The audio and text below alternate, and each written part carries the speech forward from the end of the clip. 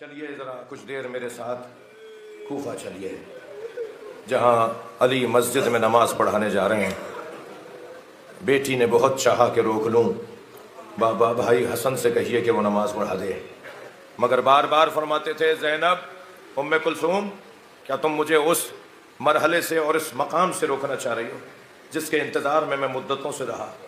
رسول اللہ نے مجھے بشارت دی، اے زینب مجھے جانے دو، میں اس مقام کو پانا چاہتا ہوں جس کی بشارت مجھے دی ہے۔ گھر سے نکلے تو مولا علی، مگر جب مسجد میں پہنچے تو عبد الرحمن ابن ملجم اوندھا لیٹا ہوا تھا۔ مولا نے اسے اٹھنے کا حکم دیا، اٹھ نماز کا وقت ہے، اور خود محراب عبادت میں چلے گئے۔ علی نے نماز شب مکمل کی، میرے مولا نے نماز شب میں مکمل کی، وہاں اذان ہوئی، علی نے نماز جماعت کا اقامہ کیا۔ پہلی رکعت کا پہلا سجدہ، اجرکم اللہ اجرکم اللہ، عجیب منظر ہے جو بننے والا ہے۔ پہلی رکعت کا پہلا سجدہ، علی بن ابی طالب سجدے میں سر رکھے ہوئے ہیں کہ ایک مرتبہ ظالم نے وہ تلوار نکالی جو 1000 درہم میں خریدی تھی اور اسے 1000 درہم کے زہر میں بجھایا تھا۔ وہ تلوار فضا میں بلند ہوئی اور فرق اقدس سے علی بن ابی طالب پر آ کے لگی، آدھا سر میرے مولا کا کھل گیا۔ مگر جب علی کو تلوار لگ رہی تھی تو تکلیف نہیں ہو رہی تھی، علی کو تکلیف کا کوئی احساس نہیں ہو رہا تھا، علی کا خیال ہی تکلیف کی طرف نہیں تھا۔ علی تو بے ساختہ کہہ رہے تھے فزت ورب الکعبہ، رب کعبہ کی قسم علی کامیاب ہو گیا۔ یہاں میرے مولا کے سر پہ تلوار کا لگنا تھا، نمازیوں کو تو جبریل کی آواز نے متوجہ کیا۔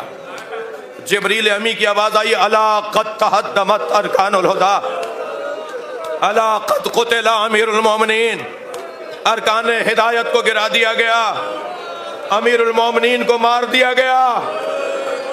ایک مرتبہ امام حسن آگے بڑھے، بابا کو سہارا دیا، فرمایا بیٹا پہلے مجھے بتاؤ میری داڑھی میرے سر کے خون سے رنگین ہو گئی؟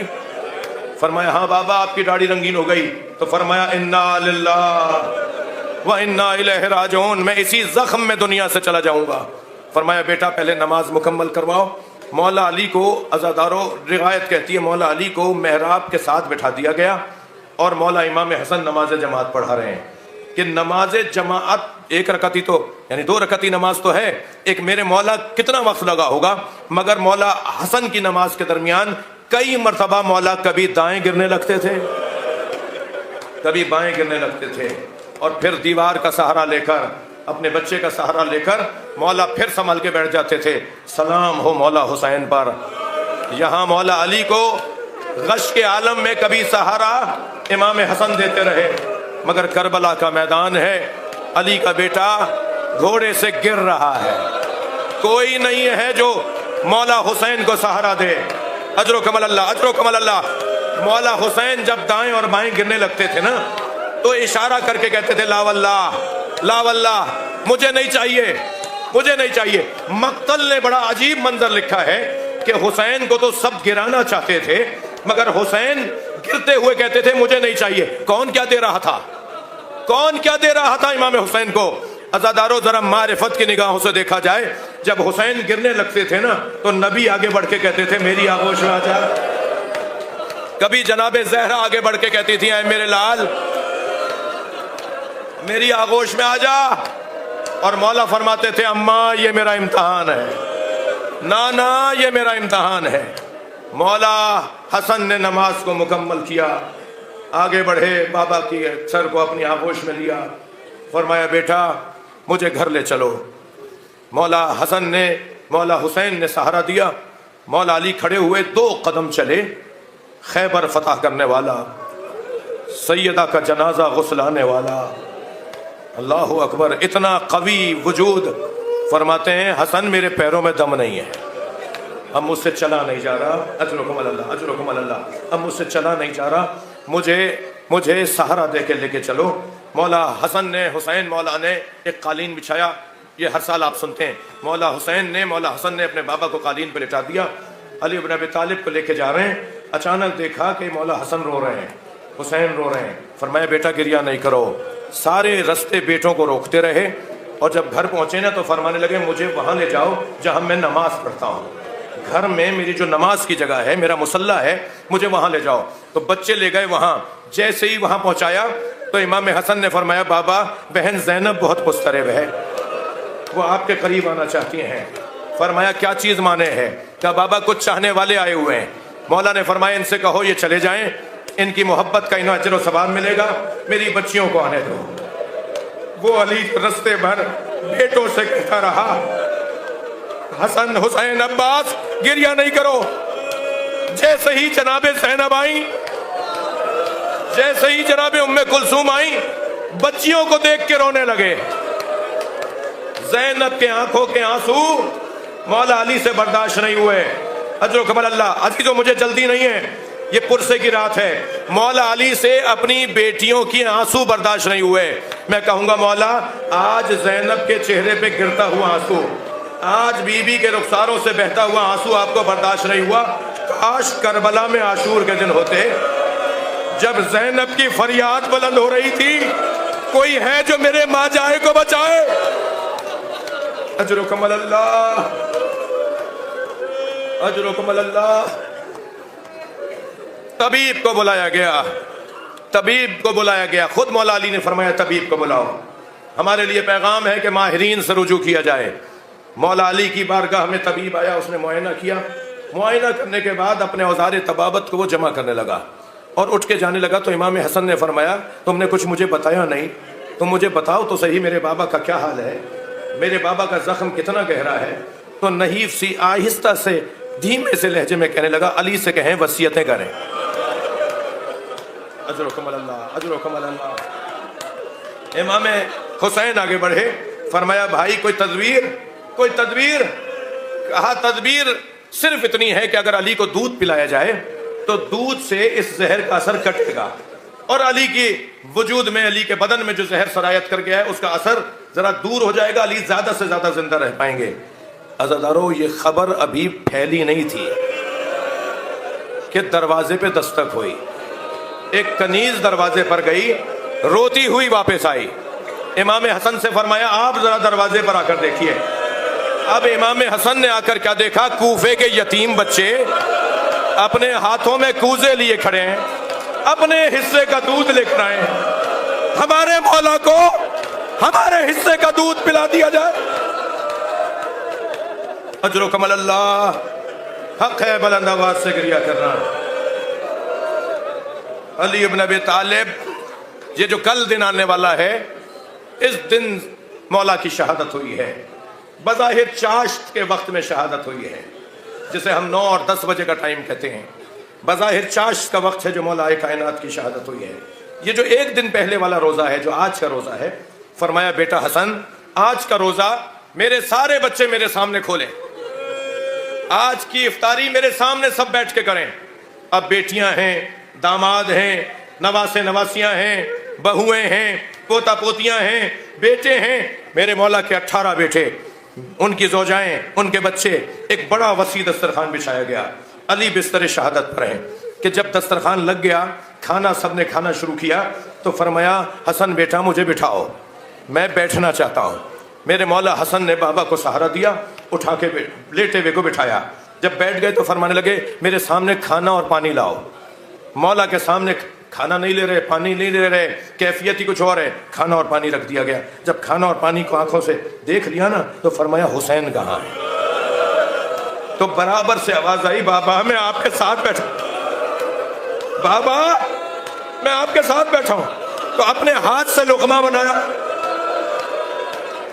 حسین کے منہ میں دیا،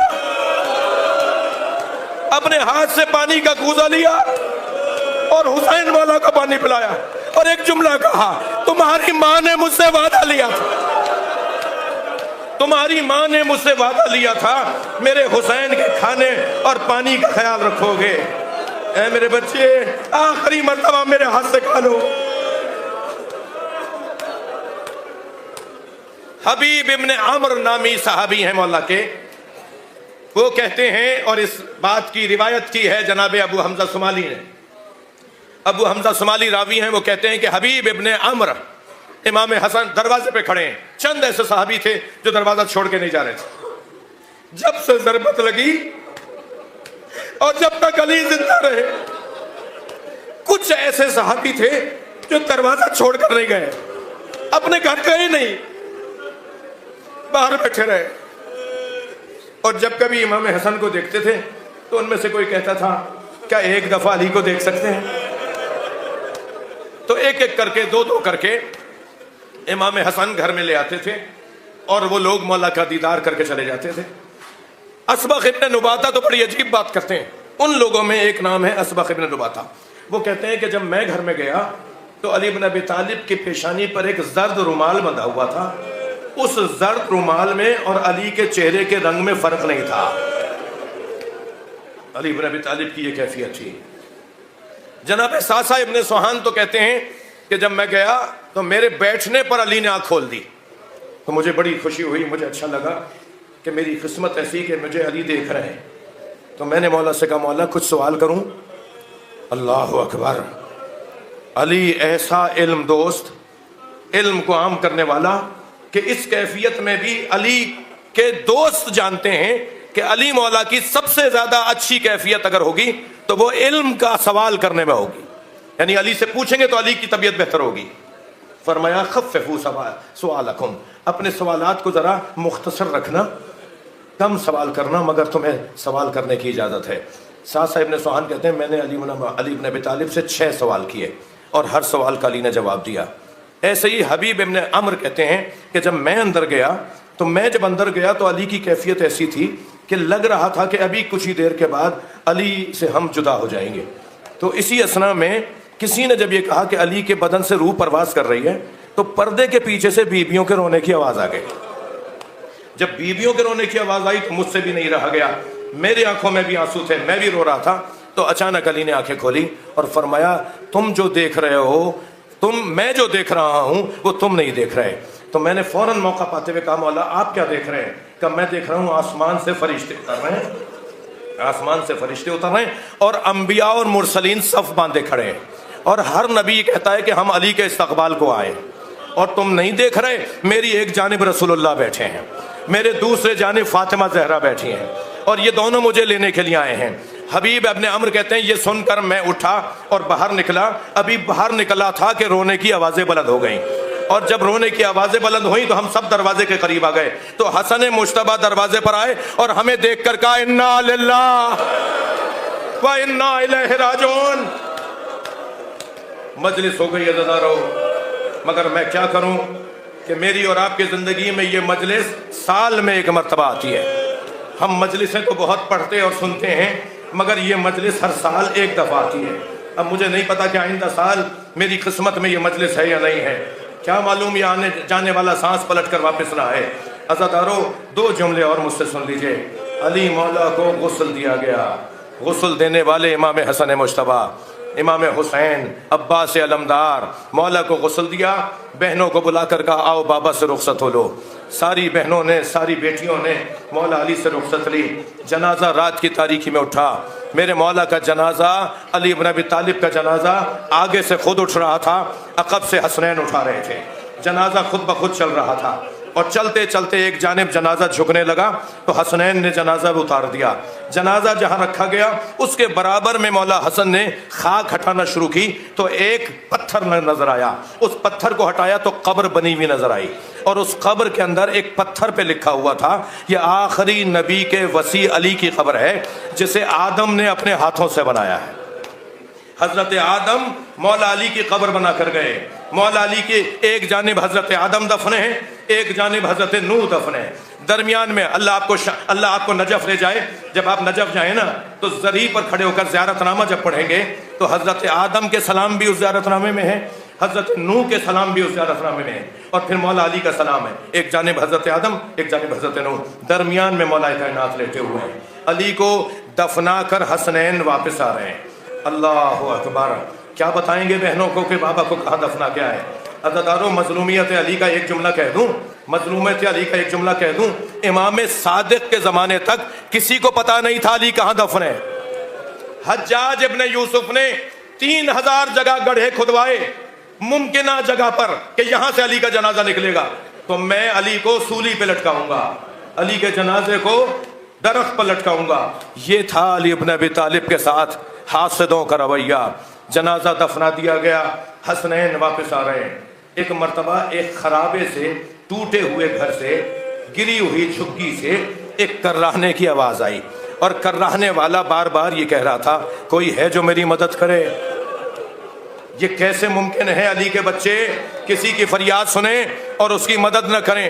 امام حسن نے آواز دے کر کہا بھائی میں تمہاری مدد کو آنا چاہتا ہوں۔ کہا آؤ آؤ میری مدد کرو۔ قریب گئے تو کیا دیکھا، نابینا بھی ہے، بیمار بھی ہے۔ امام نے فرمایا تمہاری کوئی حاجت ہے؟ کہنے لگا میری حاجت تو میری غذا بھی ہے، میری دوا بھی ہے، مگر یہ مجھے حاجت نہیں چاہیے۔ میری حاجت تو یہ ہے کہ میرا ایک مونس تھا جو 3 دن سے نہیں آیا، وہ مجھے لا دو۔ میرا ایک مونس تھا جو 3 دن سے نہیں آیا، جو مجھے غذا بھی کھلاتا تھا، جو مجھے دوا بھی دیتا تھا، وہ 3 دن سے مجھ سے ملنے نہیں آیا، میرا مونس مجھے لا دو۔ امام نے فرمایا اس کا نام کیا تھا؟ کہنے لگا میں نے تو جب بھی نام پوچھا تو اس نے ایک ہی جواب دیا، فقیر جالس فقیرا، ایک فقیر ہے جو فقیر کے ساتھ بیٹھا ہوا ہے۔ امام نے فرمایا اس کا کوئی حسب نسب خاندان قبیلہ؟ کہ میں نے جب بھی پوچھا تم کس قبیلے کے ہو تو وہ ایک ہی جواب دیتا تھا، مسکین جالس مسکینا، ایک مسکین ہے جو مسکین کے ساتھ بیٹھا ہوا ہے۔ امام نے فرمایا کوئی نشانی، کوئی علامت؟ تو روتے ہوئے کہنے لگا تمہارا لہجہ اس سے بہت ملتا ہے، جیسے تم بول رہے ہو وہ ایسے ہی بولتا تھا۔ کہا اے مسکین، اے فقیر، میں علی کا بیٹا حسن ہوں، وہ فقیر جو تیری بارگاہ میں آتا تھا وہ علی تھا، ہم علی سے محروم ہو گئے، علی ہمیں چھوڑ گئے۔ اللہ لعنت اللہ